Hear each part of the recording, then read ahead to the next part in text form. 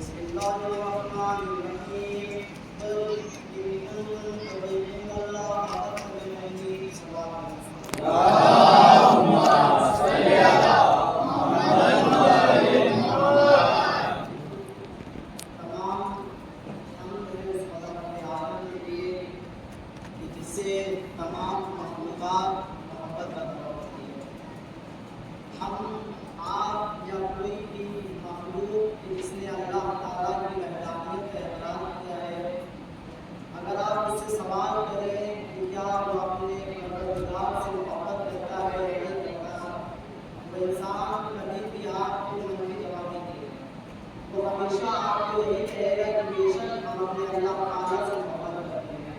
چاہے آپ سے سوال کیا جائے چاہے ہم سے سوال کیا جائے، سب کا جواب یہی ہوگا کہ ہم اپنے پروردگار سے محبت کرتے ہیں۔ اور انسانی ایمان ایک سوال پیدا ہوتا ہے انسانی فکر میں کہ کیا صرف نعرے محبت سے اللہ تعالیٰ ہماری محبت کو قبول کرے گا؟ کیا ہمارا صرف یہ کہہ دینا کہ ہم محبوب خدا ہیں، کیا یہ چیز ہمیں محبوب خدا بنا دے گی؟ یا پھر ہمیں اپنی محبت کو ثابت کرنے کے لیے اللہ تعالیٰ کی بارگاہ میں ثبوت پیش کرنے کی ضرورت ہے؟ عزیزان ایمان، اگر کوئی انسان آپ سے آئے اور آ کر کے اظہار محبت کرے، وہ آئے اور آپ سے کہے کہ آقا ہم آپ سے بہت زیادہ محبت کرتے ہیں، تو کیا آپ اس کی محبت کو صرف دعوے سے قبول کر لیں گے؟ نہیں کریں گے آپ۔ تو جب ایک مخلوق کی محبت کو بغیر ثبوت کے قبول کرنا پسند نہیں کرتی ہے، تو پھر وہی مخلوق یہ کیسے چاہتی ہے کہ اللہ تعالیٰ آپ کی محبت کو صرف دعوے سے قبول کر لے گا؟ جب آپ اپنی محبت کو بغیر ثبوت کے قبول کرنا پسند نہیں کر رہے ہیں، تو پھر آپ یہ کیسے چاہتے ہیں کہ اللہ تعالیٰ آپ کی محبت کو صرف دعوے سے قبول کر لے گا؟ پھر آپ کو بھی اپنی محبت کا ثبوت دینا پڑے گا، اور وہ ثبوت اللہ تعالیٰ کے مطابق ہوگا، ہمارے مطابق نہیں ہوگا، کیونکہ ثبوت معشوق کے مطابق ہوتا ہے نہ کہ عاشق کے مطابق۔ ثبوت معشوق کے مطابق ہوتا ہے۔ اگر ہم یہ کہیں کہ ہم اللہ تعالیٰ سے محبت کرتے ہیں اور اس کا ثبوت یہ ہے کہ ہم نمازیں پڑھتے ہیں، تو یہ غلط ہوگا، کیونکہ ثبوت جو دینا ہے ہمیں معشوق کے مطابق دینا۔ جیسا اللہ تعالیٰ ہم سے ثبوت مانگے گا ویسا ہمیں اللہ تعالیٰ کی بارگاہ میں ثبوت پیش کرنا ہے۔ اگر یہ نمازیں ہمیں محبوب خدا بنا دیتی، تو پھر آج اسلام کا یا اس کائنات کا سب سے بڑا اگر کوئی محبوب خدا ہوتا تو ابلیس ہوتا۔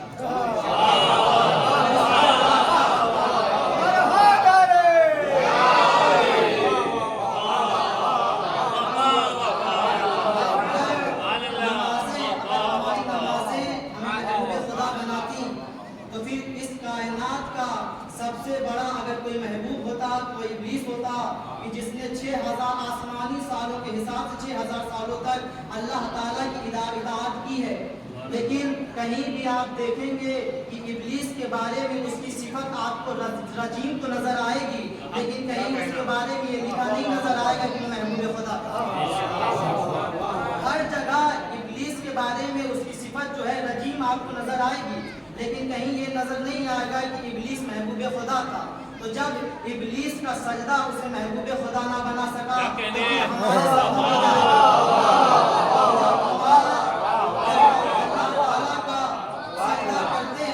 ہمارا جسم تو مسلح پر ہوتا ہے لیکن ہمارا ذہن مسلح پر ہوتا ہے۔ جب ابلیس کا سجدہ اسے محبوب خدا نہ بنا سکا، تو پھر ہمارے سجدوں کی کیا اوقات ہے؟ سلام پر محمد و آل محمد۔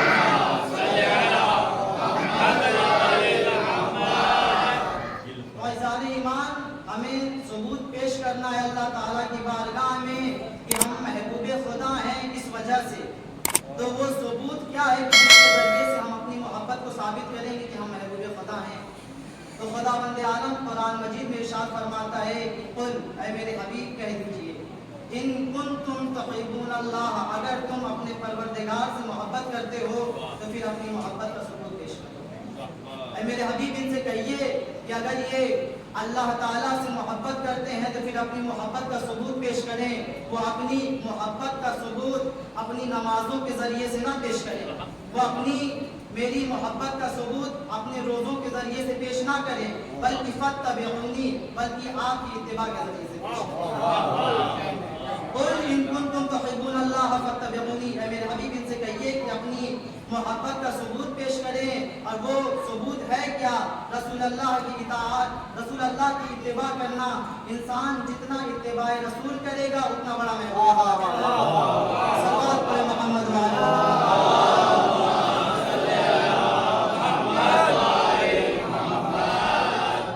اتباع رسول ہے جو ہمیں محبوب خدا بنائے گی۔ انسان جتنا اتباع رسول کرے گا اتنا بڑا محبوب خدا کہلائے گا۔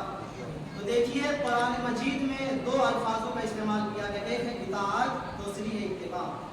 اطاعت کہتے ہیں قول کی، جیسے کہ فرما برداری کرنا، قول کی فرما برداری کرنا، یہ ہے اطاعت۔ جیسے رسول نے ہمیں کچھ حکم دیا، ہم سے کہا کہ نماز پڑھو، ہم نے نماز پڑھی، یہ ہے اطاعت۔ لیکن اتباع کہتے ہیں فالو کرنے کو، جیسا رسول نے کیا اگر ویسا ہم کرتے ہیں تو یہ ہے اتباع رسول۔ اگر رسول نے ہمیں یہ حکم دیا کہ نماز پڑھو تو ہم نے نماز پڑھی، یہ ہے اطاعت رسول۔ لیکن جیسی نماز رسول نے پڑھی اگر ویسی نماز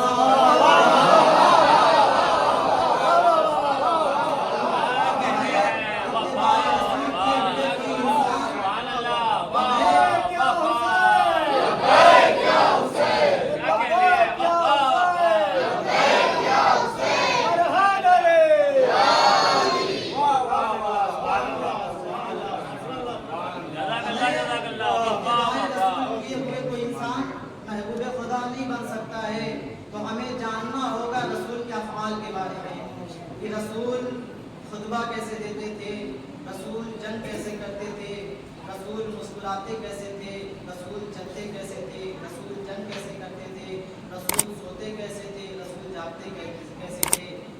آپ اگر غور کریے تو اس مسلمان فرقے جتنے ہیں سب یہ کہتے ہیں کہ ہم نے جو نماز پڑھی ہے رسول کو دیکھ کے پڑھی ہے، چاہے ہم ایسے نماز پڑھیں چاہے ایسے نماز پڑھیں، سب یہ کہتے ہیں کہ ہم نے اتباع رسول کی ہے۔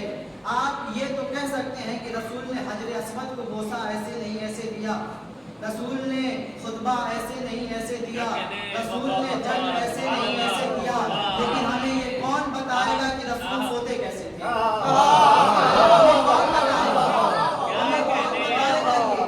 رسول سوتے کیسے تھے؟ جب انسان سوتا ہے تو انسان کو اپنے سونے کی خبر نہیں ہوتی ہے کہ انسان کے آداب خواب کیا ہیں۔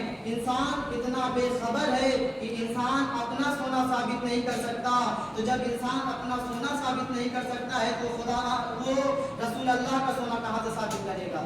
جب انسان رسول کا سونا ثابت نہیں کر سکتا ہے تو پھر وہ اتباع رسول کہاں سے کرے گا؟ اور جب اتباع رسول نہیں کر سکتا ہے تو پھر وہ محبوب خدا کہاں سے کرے گا؟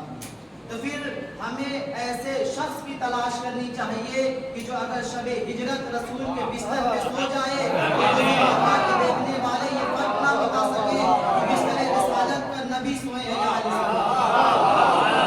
روزمرہ کے دیکھنے والے یہ فرق نہ کر سکے بستر رسالت پر رسول سوئے ہیں یا علی سوئے ہیں۔ اگر علی کے سونے میں ذرہ برابر بھی فرق ہوتا تو دشمن یہ سمجھ جاتے کہ بستر رسالت پر نبی نہیں کوئی اور سویا ہے، لیکن دشمنوں کا رکنا یہ بتا رہا ہے کہ جس طریقے سے رسول سوتے تھے اسی طریقے سے علی سوتے تھے۔ صلوات پڑھیں محمد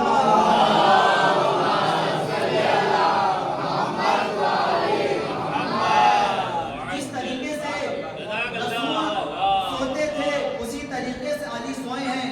اور ایک بات یاد رہے، علی سوئے ہیں، جاگے نہیں ہیں۔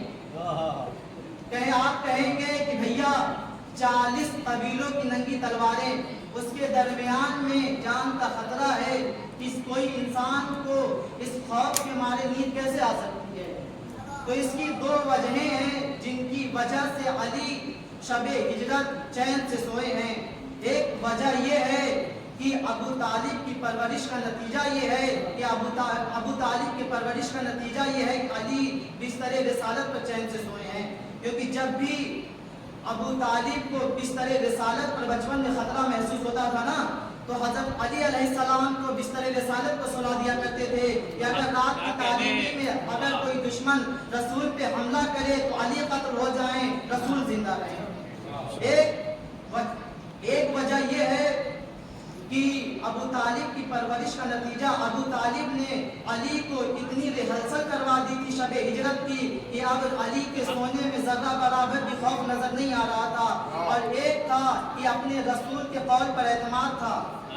جب خدا بند عالم نے رسول اللہ کو یہ حکم دیا کہ آپ مکہ رہنے کے قابل نہیں، اب آپ کا کوئی مونس و مددگار نہیں، ابو طالب کی وفات ہو چکی ہے، اب مکہ رہنے کے لائق نہیں ہے، آپ مکہ سے مدینے کی جانب ہجرت کر جائیے اور اپنے بستر پر علی کو سلا دیجیے۔ اب رسول اللہ علی کی خدمت میں آتے ہیں، آنے کے بعد عرض کرتے ہیں یا علی میری جان کو خطرہ ہے، آپ میرے بستر پہ سو جائیے۔ پہلے رسول اللہ نے آگاہ کیا ہے خطرے سے کہ میری جان کو خطرہ ہے، آپ میرے بستر پہ سو جائیے۔ اگر ہم میں سے کوئی ہوتا تو یہ کہتا یا رسول اللہ آپ میری جان کو خطرے میں ڈالنا چاہتے ہیں، لیکن حضرت علی علیہ السلام کہہ رہے ہیں کہ یا رسول اللہ کیا میرے سو جانے سے آپ کی جان بچ جائے گی؟ یا رسول اللہ کیا میں اگر بستر رسالت پہ سو جاؤں تو کیا آپ کی جان بچ جائے گی؟ ابھی تک آپ دیکھیں رسول اللہ نے حضرت علی علیہ السلام کو حکم دیا ہے، علی نے فرما برداری کی۔ رسول نے حکم دیا کہ نماز پڑھیے، علی نے نماز پڑھی۔ رسول اللہ نے یہ حکم دیا کہ علی جنگ لڑیے، علی نے جنگ لڑی، لیکن علی نے کبھی سوال نہیں کیا یا رسول اللہ آپ نے مجھے یہ حکم کیوں دیا؟ لیکن آج علی کیوں پوچھ رہے ہیں کہ یا رسول اللہ کیا میرے سو جانے سے آپ کی جان بچ جائے گی؟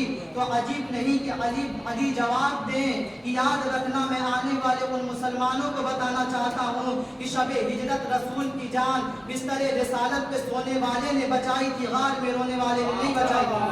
شب ہجرت رسول کی جان بستر رسالت پہ سونے والے نے بچائی تھی، غار میں رونے والے نے نہیں بچائی تھی۔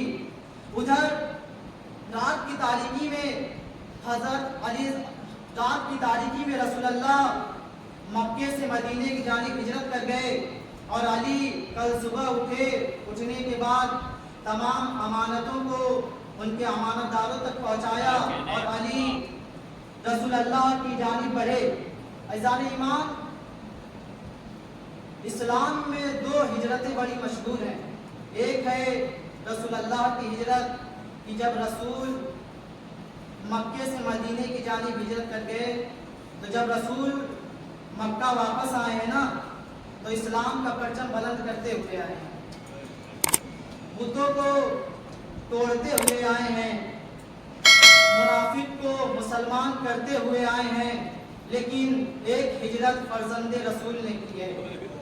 جب امام حسین مدینے سے مکہ کی جانب بڑھے نا تو اب حسین دوبارہ مدینہ واپس نہ آئے، اب دوبارہ حسین مدینہ واپس نہ آئے۔ امام حسین اپنے نانا کے روضے پہ جاتے ہیں، جانے کے بعد اپنے نانا سے کہتے ہیں اے نانا حسین کا سلام قبول کریے، اے نانا اب یہ حسین دوبارہ مدینہ واپس نہ آئے گا، اے نانا اب یہ حسین دوبارہ مدینہ واپس نہ آئے گا، اے نانا اگر یہ حسین دوبارہ مدینہ واپس آتا نا تو بتاتا کہ آپ کی امت نے ہم پہ کیا ظلم و ستم ڈھائے ہیں، اے نانا اگر یہ حسین دوبارہ مدینہ واپس آتا تو آپ کی امت کی کرتوتوں سے آپ کو واقف کراتا کہ آپ کی امت نے کربلا میں ہم پہ کیا ظلم و ستم ڈھائے ہیں، لیکن ہاں نانا ارے زینب ضرور واپس آئے گی، اے نانا زینب ضرور واپس آئے گی، زینب کے بازوؤں کے نشان سے یہ اندازہ لگا لیجیے گا کہ آپ کی امت نے ہم پہ کیا ظلم و ستم ڈھائے ہیں، اے نانا ارے زینب کے بازوؤں کے نشان سے یہ اندازہ لگا لیجیے گا کہ آپ کی امت نے ہم پہ کیا ظلم و ستم ڈھائے ہیں۔ امام حسین اپنے نانا کے روضے سے رخصت ہوتے ہیں، اماں کی مزار پہ آتے ہیں، اماں کی مزار پہ آنے کے بعد اب حسین کہتے ہیں اے اماں حسین کا سلام قبول کرو، اے اماں حسین کا سلام قبول کرو، اے اماں ارے دعا کریے گا کہ حسین کے صبر میں اس وقت کمی نہ آئے کہ جب حسین اپنے بڑی جوان علی اکبر کو کربلا کی سرزمین پر ایڑیاں رگڑتا ہوا دیکھے گا، وہ حسین کے صبر میں اس وقت کمی نہ آئے کہ جب حسین اپنے قاسم کے لاشے کو رضا میں سمیٹے ہوئے لائے گا، اے اماں ارے اس وقت حسین کے صبر میں کمی نہ آئے جب حسین گئے کہ جب اے اماں حسین کے صبر میں اس وقت کمی نہ آئے جب زینب کے سر سے چادر چھینی جائے گی